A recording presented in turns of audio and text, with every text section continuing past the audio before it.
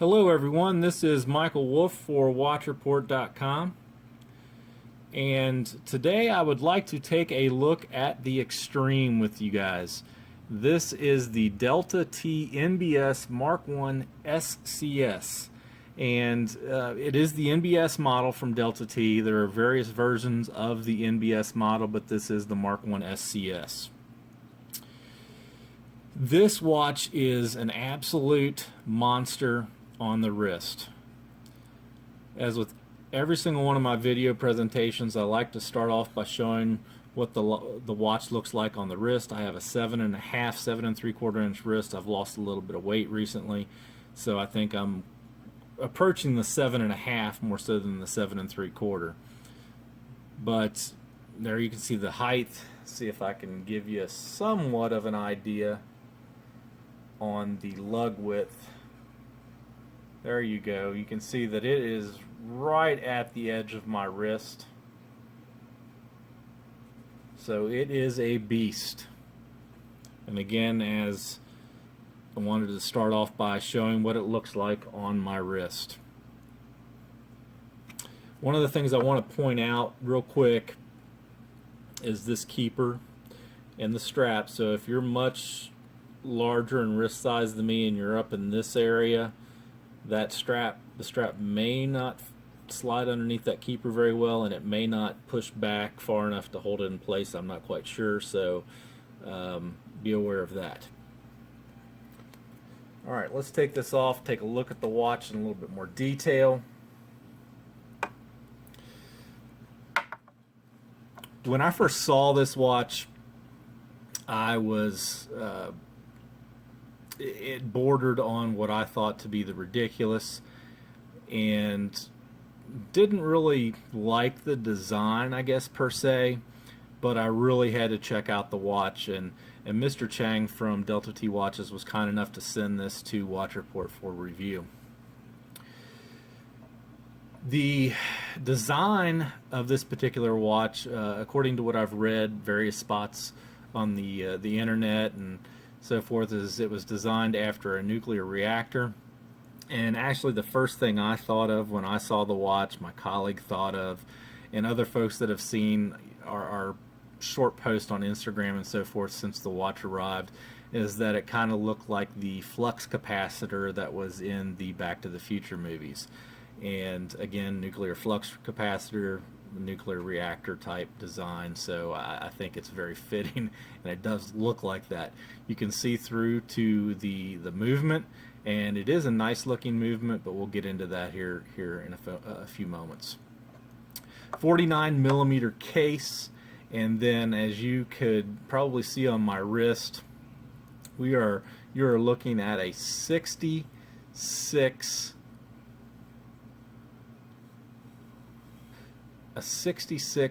millimeter lug to lug width. I mean, it is absolutely massive. It's definitely the largest watch I've ever had on my wrist at any time in my life from lug to lug.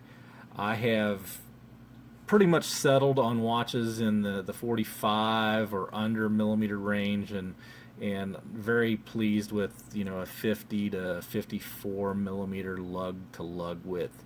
So this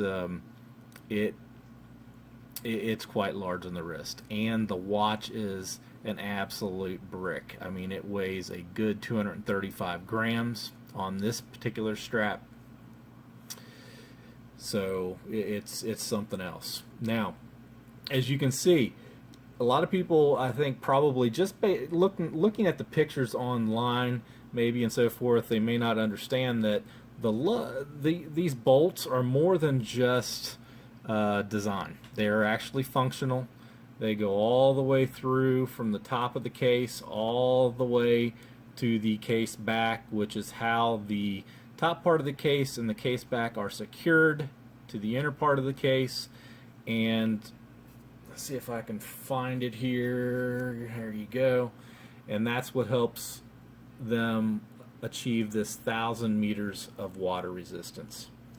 Very industrial everywhere on this watch, from the case back to the sides of the case to the bolts being utilized, even the strap components. So Just an extremely industrial looking watch. Really nice, cool logo.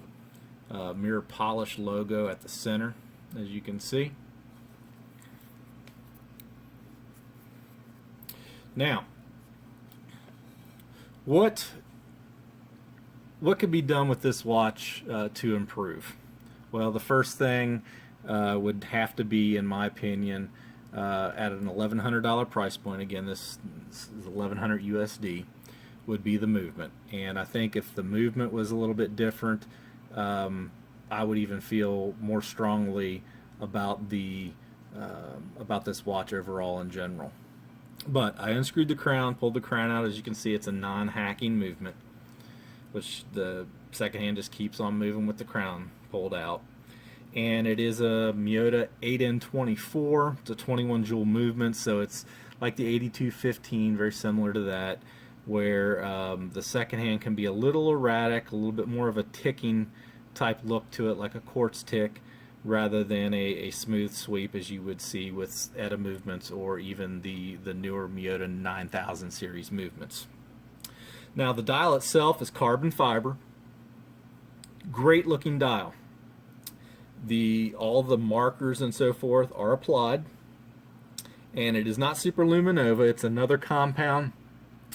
I can't recall what that is right now off the top of my head, but I will try to get that in the full written review for you. It does glow just as well as, say, C1 Super Luminova. So let's turn the lights off real quick, get you a lume shot, and that's about what you're going to see on this particular watch at any given time. It's going to shine brightly. Say, for instance, if you're in a movie theater or something like that. I don't know if you're going to be able to tell the time after you go to bed at night and wake up in the morning and it's still dark. It might have faded out by that point in time. Now, on the case sides, helium release valve, automatic helium release valve, which is a great feature. And then you can see that your lugs are actual lug bolts and so forth that are holding the strap onto the watch. A lot of quality there. The canvas strap that came on the watch, as you can see, is it's a nice high quality canvas strap. It's probably 3.5 millimeters in thickness. Has a little bit of color to it, a little bit of flare. And then you have the strap components, this bolted in keeper, just like the case components, and then as well as the buckle is also very industrial and so forth. Now, you could tell 235 grams sitting down on the tile. You also get this, and with this particular model, you get this blue, really nice blue genuine leather strap. It's about it's probably close to 5 millimeters in overall thickness. And it does not come with a buckle, as you can see, so you have to actually change out these strap components. And how you do that is they supply you with tools, and these little guys right here will change the strap out here at the lug, and then also the components down at the bottom. Now, if for some reason anyone ever needs to get into the movement, they also supply you with the tools for that, as those are the bigger hex tools. One of the other things that they send along with it, you get extra 2 little extra bolts that can be used either in the lugs or on the straps.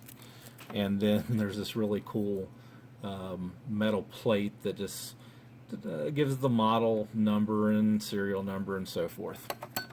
And then, as you can see behind, and I'm not gonna show it off too much because it is quite large. It's just a portion of it. It does come in a Pelican dive case, which is massive. You saw how big the watch is. Well, the case matches the watch. So there you have it. This is the DELTAt NBS MK1 SCS. It is, again, you're going to love it or hate it from the get-go. Be prepared for the massive, again, 49 millimeter case, 66 millimeter lug to lug, these massive functional bolts, helium release valve, sapphire crystal, screw down crown. It's just a fantastic industrial watch. Stick a 9015 in here, and I think a lot of people would just go, many people would go nuts over this particular watch model if they can handle the size and the weight and so forth. I would like to thank Mr. Chang with Delta T for providing this watch for review. Would like to thank each one of you for watching, and stay tuned for my next video presentation here on Watch Report.